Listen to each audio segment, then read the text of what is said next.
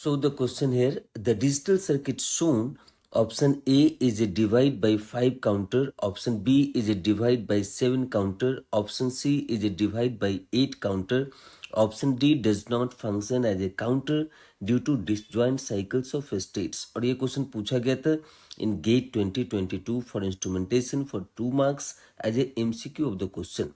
तो यहाँ पर इसका आंसर फाइंड आउट करने के लिए सबसे पहले इस काउंटर का, ये काउंटर हमारा सिंक्रोनस काउंटर है, तो इसका मॉडुलस वैल्यू क्या होगा अगर वो हमको मालूम पड़ गया तो हम इजीली डिवाइड बाई 5 और 7 और 8 हम लोग फाइंड आउट कर सकते हैं।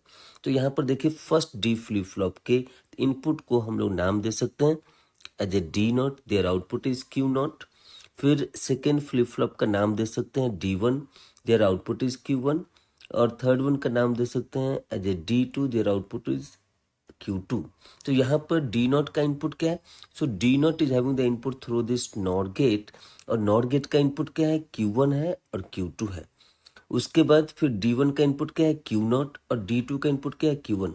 तो by the use of this input output relationship we can make a table and we can easily find out the modulus of this counter and then we can easily find out divide by 5 और 7 और 8। तो अब इसका detail solution देखते हैं।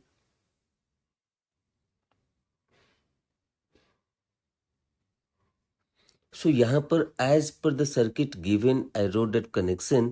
सो D2 हमारा connected है Q1 से, D1 कनेक्टेड है Q नॉट से, और D नॉट जो लेफ्ट मोस्ट का है वो हमारा Q1 प्लस Q2 का बार जो नॉट गेट यूज है उसका आउटपुट से उसके इनपुट में कनेक्टेड है। तो यहाँ पर हम लोग इनिशियली एज्यूम करते हैं कि Q2, Q1, Q नॉट का वैल्यू 0 0 0 है बिफोर गिविंग दिस क्लॉक। तो जब क्लॉक देंगे तो फिर क्या होगा?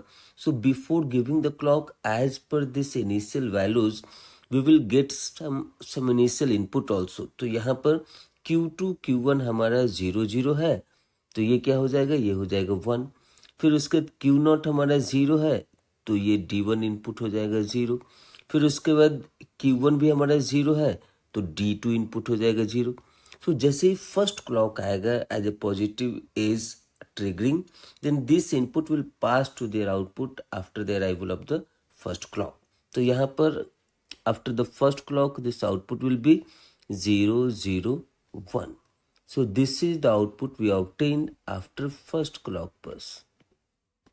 Similarly, अब जैसे ये फर्स्ट क्लॉक के बाद हमारा आउटपुट आ गया, so this output will be lock and it will not make any more change in their output of this counter. लेकिन ये इनपुट पे चेंज करेगा and that will be the readily available input for the second clock. तो यहाँ पर देखेंगे कि Q1 हमारा क्या है? 0 है, तो D2 हमारा हो जाएगा 0। फिर उसके बाद Q नॉट हमारा 1 है, Q नॉट हमारा 1 है, तो इसीलिए D1 हमारा हो जाएगा 1। और यहाँ पे Q2, Q1 0 0 है, तो इसीलिए D नॉट हमारा हो जाएगा 1। For the NOR operation if both is 0 their output will be 1। So this will produce the output as a 0 1 1 after this will be 0 1 1. So this is the output after second clock pulse. Similarly, अब यहाँ पर ये Q1 हमारा क्या है? 1. So D2 input will be 1. Q not हमारा क्या है? 1. So D1 input will be 1. और यहाँ पर Q1 हमारा 1 है, तो Q1 1 है और Q2 0 है, तो इन दोनों का नॉर ऑपरेशन करेंगे, then you will get it here. If there is any one in this combination then their output will be 0, so that D not will be 0। तो यहाँ से इसको जब आप देंगे next clock, so this will be producing the output as a 1 1 0। So this is the output after third clock pulse. Similarly, अब यहाँ पे Q1 क्या है? 1, सो D2 इनपुट विल बी 1। उसके बाद Q नॉट हमारा क्या है? 0, सो D1 इनपुट विल बी 0। और दोनों 1 है, Q2 Q1 दोनों 1 1 है, सो इसीलिए क्या हो जाएगा? ये हो जाएगा 0। So this combination is producing here Q1 plus Q2 का bar will become 0, so that will be the input for this D not. तो जब नेक्स्ट क्लॉक आएगा, मतलब फोर्थ क्लॉक के साथ ये आउटपुट प्रोड्यूस करेगा 1 0 0। So this is the output after fourth clock pulse. Similarly, हम यहाँ पर नेक्स्ट के लिए भी चेक कर सकते हैं। सो नेक्स्ट के लिए क्या हो जाएगा, तो देखिए answer. So this Q1 is 0, it means D2 input will be 0. उसके बाद फिर क्या है, Q0 is 0, so D1 will be 0. और यहाँ पर Q2 Q1 का जो कॉम्बिनेशन है ये 1 0 है, so that this Q1 plus Q2 bar as a D0 input will be producing here 0. तो अब क्या होगा, सो अब जैसे ही क्लॉक आएगा next clock pulse, so this will produce 0 0 0. So this is the output after fifth clock pulse, and now if you see that it is repeating this sequence. So यहाँ पर हम लोग लिख सकते हैं ये किस सीक्वेंस में रिपीट कर रहा है. तो इनिशियली इफ हम लोग 0 ले रहे हैं, सो 0 के बाद कहाँ जा रहा है, 0 0 1. It means in decimal it is 1. फिर उसके बाद 1 के बाद कहाँ जा रहा है, 0 1 1. So after 1 their next state is 3. उसके बाद कहाँ जा रहा है, 1 1 0. So after 3 it is going for 6. After 6 this is going for 4.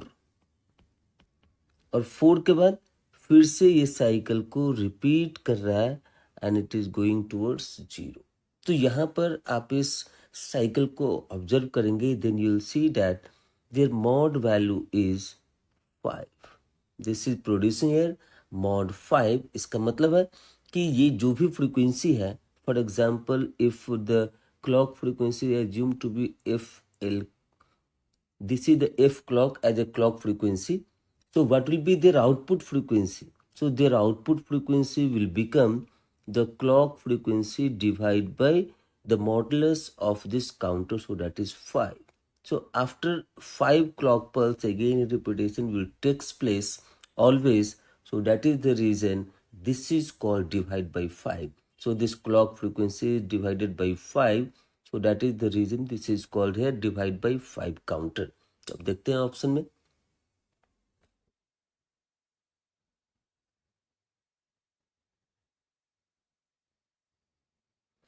So in option it is giving that option A is showing that is a divide by 5 counter. So option A is the right answer for this question, and by this way this is the end of the explanation for this question.